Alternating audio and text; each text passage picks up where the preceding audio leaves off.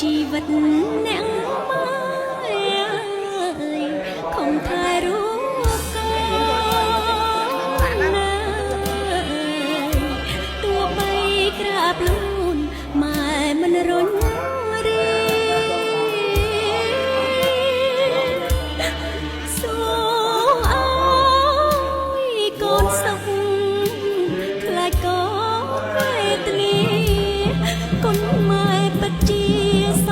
ងមិនអស់ឡើយ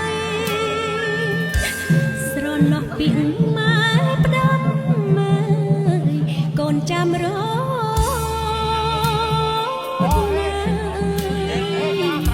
តស៊ូអត់ធ្មត់រៀនចប់បរិញ្ញា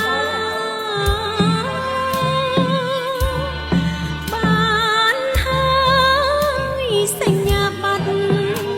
ខាងផ្នែកទីផ្សារដែលកូនប្រាថ្នា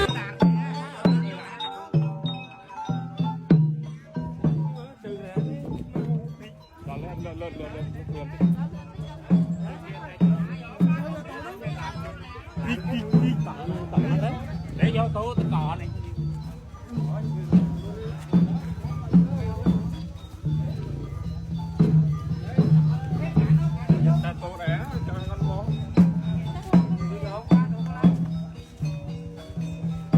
anh để mọi khi xe bẩn này giùm tôi.